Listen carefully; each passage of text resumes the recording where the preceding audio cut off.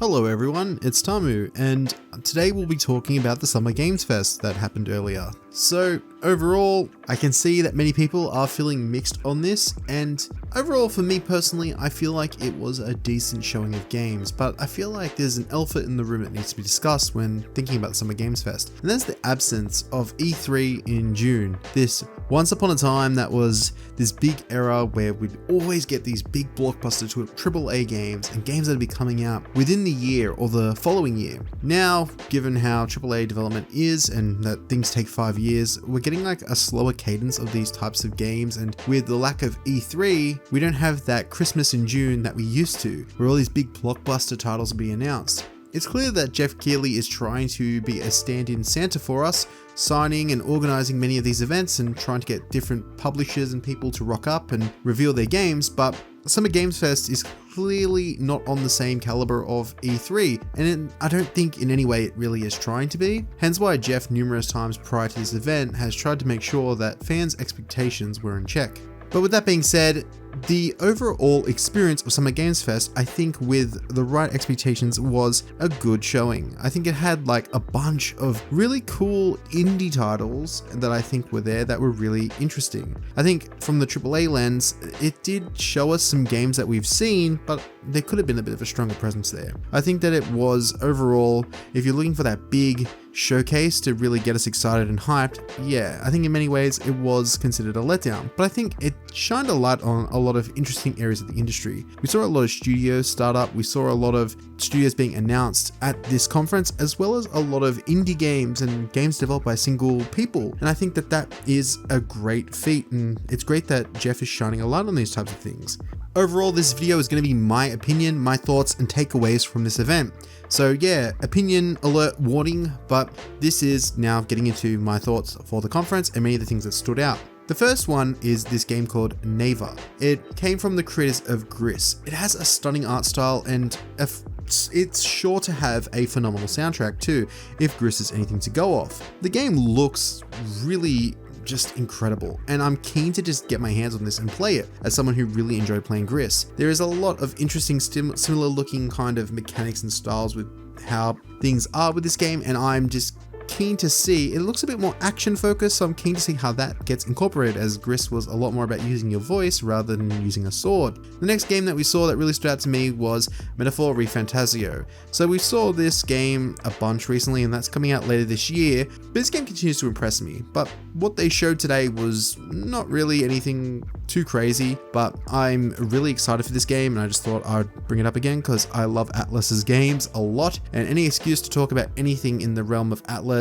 Mega 10 and now Metaphor, I'll just jump on that opportunity. The next one that I thought was pretty cool was the update to Power World. It continues to show the crazy amount of features that Pocket Pair want to really incorporate in this game and that they have up their arsenal, even including an oil rig for your pals to work at, which gives me Out of Heaven vibes, and I absolutely love that. The next game looks incredibly fun and gritty, and it's a mad co-op experience. And that of course is Space Marine 2. This game looks to be just tapping into that Warhammer energy, yeah, I'm keen to get into this one because I'm very much a novice when it comes to Warhammer, but I really want to just like break in and get into it. So Space Marine 2 looks like something that I can just get into, play with some friends and have a good time. And I haven't really found a cool single player co-op game like that in a good while to just sit through and sink my teeth into. So I'm looking forward to Space Marine 2.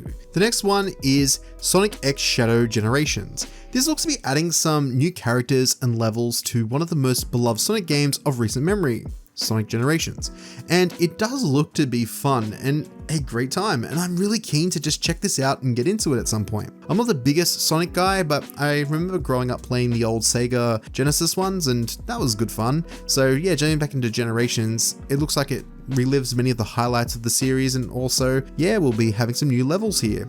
The next game really stood out to me. This one's called Tears of Metal. It looks like Darkest Dungeon with Scottish soldiers and this slick ass art style. I really love it. It looks incredibly fun, and it looks like it has a ton of different systems that you can kind of interface with, and then like a really cool gameplay loop just from what they observed here. It kind of looks like it has like this like roguelike kind of element to it, and I'm all for that, and I'm keen to check this out. Once that trailer finished, I immediately went to Steam to go, I gotta wishlist this. This just seems so fun, and I'm keen to check that game out. Tears of Metal was one that really stood out for this showcase for me, and really just showed off like this spotlight on indie games and just how incredible they can be. I mean, we just saw a bunch of them. And the next one is also another indie gem that really did stand out to me, and I'm keen to see when it releases. This one's called Wonder Shop, and it is a new game from the minds behind the Stanley Parable, and is also being published by Annapurna Interactive. Wonder Shop looks like a shop management farm sim, but appears to have a sort of twist or undertone to it that the trailer alludes to but doesn't really quite explain, giving us a reason to want to check it out and play it. I'm personally really keen for this one because it does look like one of those games that'll sneak up and surprise you in many different ways, and I'm just keen to see how this one unfolds. Next up, Sam Lake came out, flexed his moves, and danced. And after that, he announced that there would be a physical edition of Alan Wake 2 being sold through limited run games. I have mixed feelings on that, but I'm not going to get into that right now. What I'm going to get into is the good news, and that is that Alan Wake 2 will be getting an expansion called Night Springs. It's a set of episodes that tell these, what Sam Lake refers to as what-if stories that take place in the city of Night Springs. And they look pretty cool. There's a bunch of interesting choices here, and I'm keen to see where they go. And I think that some of them will lead into the eventual Control 2. The next game is Capcom's second weird game that they announced last year, and that was Kinitsugami Path of the Goddess. We finally got a release date for this one, and Capcom still haven't really said much about it or told us what this game is. It's slated to be releasing real soon, actually, with a release of July 19th. This one will be fast approaching, and whilst I love the visual presentation, it does look like it could be fun as well. I still don't quite understand what it is. But I guess with time, we'll see what it is and how good it actually will be.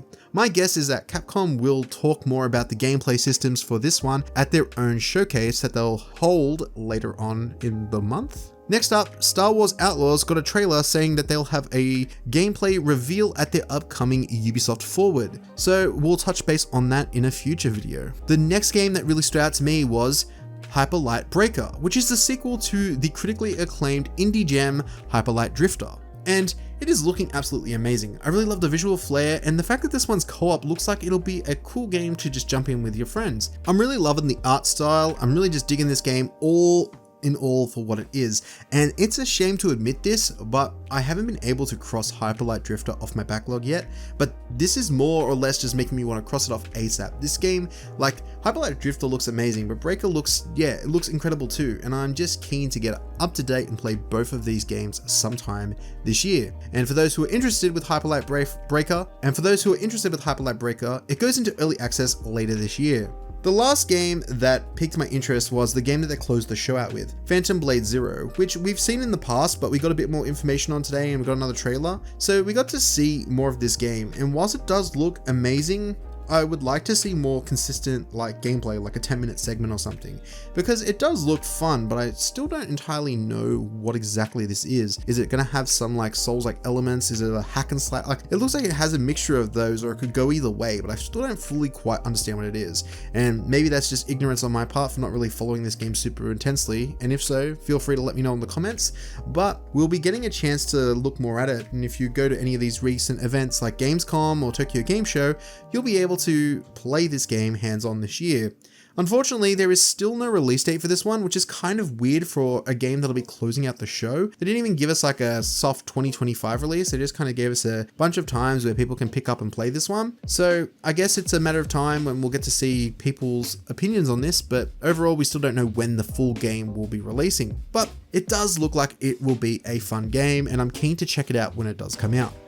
But yeah, overall, those are the ones that really stood out to me. There was a ton of other games as well. There was a bunch of interesting ones that do look cool, like that new Dragon Ball game looks like it'll be a ton of fun, and there's a few other things there as well, like the Lego Horizons game does look like it could have a lot of fun potential as well, something I'd pick up on the side and play, but overall those are the ones that really did stand out to me. I think overall the conference itself really did showcase a bunch of interesting upcoming things for this year and next year as well. And whilst talking about years, I do think that 2024 in a lot of ways, whilst we've gotten some incredible quality games, it is a bit of a wind down year because last year was insane. There was no room to breathe, and I feel like 2024 is still delivering consistently pretty good games, and there's a lot more breathing room, so I feel like this year has been a bit more of a chill year.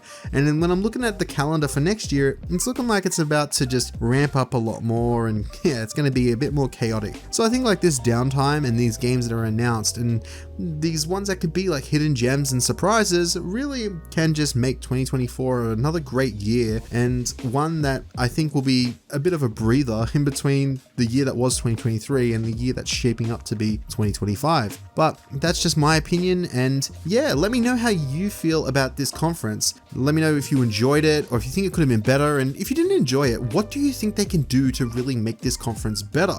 And if there was any games that haven't been mentioned or that have been announced but haven't been talked about for a while, what are those games that you feel have kind of gone radio silent? There's that one, I remember, Routine. I want to hear about that. It's been a while, but what's that game for you? And yeah, if there's anything, just let me know down below. But thanks for listening and watching as always. I appreciate it, and I'll see you guys in the next one. Take care.